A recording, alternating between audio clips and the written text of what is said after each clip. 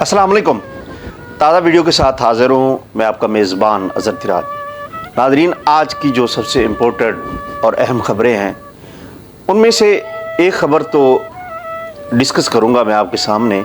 सबसे पहले जो एक बड़ी ख़बर आई है वो है कोर्ट मार्शल की, पाक फ़ौज के इदारे की तरफ से आई है, ISPR की तरफ से। दूसरी ख़बर यह है कि मियाँ नवाज़ शरीफ ने आज सियालकोट में एक तकरीब से खिताब किया है। उन्होंने एक बड़ा ही दबंग बयान दिया है, तो उस हवाले से भी बात होगी। इसी तरह एक और ख़बर जो है वो आसिफ अली ज़रदारी और उनके बेटे बिलावल भुट्टो ज़रदारी के दरमियान चपकलिश है, लड़ाई है, नाराज़गी है और इसकी क्या वजूहात हो सकती हैं और ये मामला क्यों हैं। तो आइए सबसे पहले चलते हैं। सबसे पहले जो बड़ी ख़बर है आज की वो है पाकिस्तान आर्मी के हवाले से। पाक फ़ौज में जो मुख्तलिफ़ बगावत के हवाले से बातें हो रही हैं, पाक फ़ौज में मुख्तलिफ़ जो उसके ख़िलाफ़ तनकीद हो रही है मुख्तलिफ़ सोशल मीडिया प्लेटफॉर्म, एक्स पर, इसी तरह फेसबुक वगैरह पर। तो इसमें कुछ लोग जो पेश थे वो पाक फ़ौज के साबिक ऑफिसर्स हैं। इनमें एक जो मेहदी जो है कैप्टन रिटायर्ड मेहदी वो है, इसी तरह एक कैप्टन रिटायर्ड आदिल फ़रूक राजा हैं जो कि इस वक्त दोनों मेरे ख्याल में बाहर पाकिस्तान से मौजूद हैं। उनका कोर्ट मार्शल हुआ है और कोर्ट मार्शल की जो उनकी अदालत है फ़ौज की, उन्होंने उनको 14 साल की सज़ा सुनाई है, दोनों को 14 साल कैद की सज़ा सुनाई है। तो अब वो दोनों बाहर मौजूद हैं। उनकी सज़ा पर कैसे इम्प्लीमेंटेशन होती है और कैसे नहीं होता, और ये सवाल ये है कि ये केस कहाँ चला, कैसे हुआ। और कोर्ट मार्शल में तो बाकी जो केसेस होते हैं उनमें तो ये होता है कि जो मुल्ज़िम होता है उसको पूरा मौका मिलता है, लेकिन इन फ़ौजी अदालतों का नहीं मालूम कि वो कैसे काम करती हैं और कैसे ये मामला चलते हैं। तो नाज़रीन, दूसरी जो ख़बर है कि नवाज़ शरीफ ने सियालकोट में खिताब किया है, वो सियासत में बिल्कुल एक्टिव हो चुके हैं, पंजाब की सियासत में, इसी तरह दूसरे पूरे मुल्क की सियासत में एक्टिव हो चुके हैं। वो इंतखाबी सियासत में अपने साथ मरीम नवाज़ को रखे हुए हैं। इसी तरह नवाज़ शरीफ के जो बड़े छोटे भाई हैं शहबाज शरीफ मंजर से गायब थे सियालकोट में।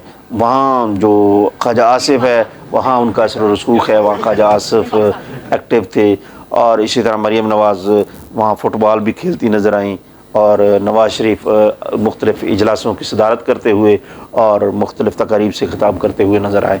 नवाज़ शरीफ ने जज अदलिया को तनकीद का निशाना बनाया है और यहाँ उन्होंने पाक फ़ौज के इदारों को उन्होंने जो माफ़ी दी है, लगता है कि उनकी पाक फ़ौज के साथ सेटलमेंट हो चुकी है।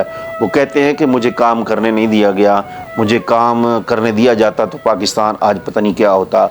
और इससे पहले भी वो एक बयान दे चुके हैं कि अब जो पॉलिसीज़ हमने बनाई थी वो इंडिया ने अडॉप्ट की हैं और इंडिया अडॉप्ट करके हमसे आगे निकल गया है और हम वहीं के वहीं मौजूद हैं। इसमें दो राय नहीं है कि नवाज़ शरीफ की हुकूमत को ख़त्म जब किया गया तो पाकिस्तान एक तरक्की की राह पर गामज़न था, पाकिस्तान तरक्की कर रहा था, पाकिस्तान में मुख्तलिफ प्रोजेक्ट्स लग रहे थे, CPEC बड़ी तेज़ी से काम कर रहा था। लेकिन जब नवाज़ शरीफ के ख़िलाफ़ साजिशें शुरू हुई, इदारों से साजिशें शुरू हुई, इस्टेब्लिशमेंट ने साजिशें शुरू की, तो एक नया तजर्बा करने के लिए, हाइब्रिड निज़ाम लाने के लिए, तो उस वक्त सारे प्रोजेक्ट्स को ब्रेक लग गई और जो पाकिस्तानी मईशत का पहिया तेज़ी से घूम रहा था उसको भी ब्रेक लग गई और वो सुस्त रवि का शिकार हो गया। उसके बाद जो आए उन्होंने कोई काम नहीं किया, सिर्फ बातें की, सिर्फ बातों में अपने फॉलोअर्स को उलझाए रखा और कौम को साथ उलझाए रखा।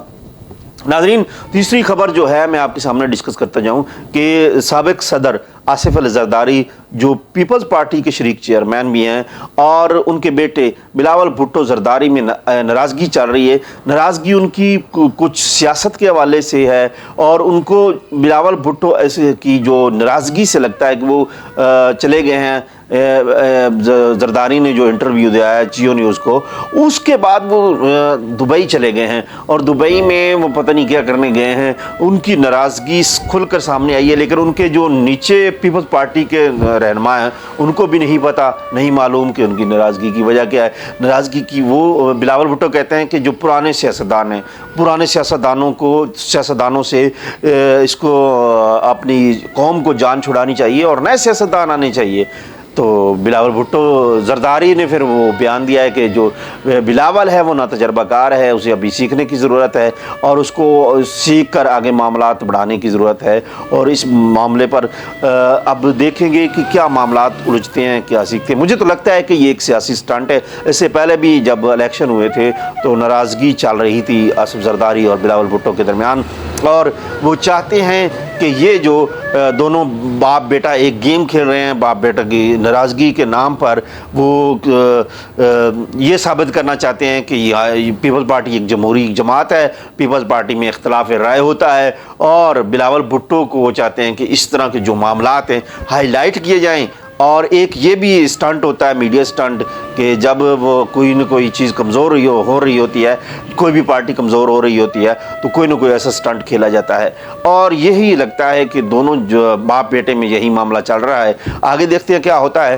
नाज़रीन, मज़ीद कुछ खबरें होंगी तो कल इंशाल्लाह आपके सामने पेश करूँगा।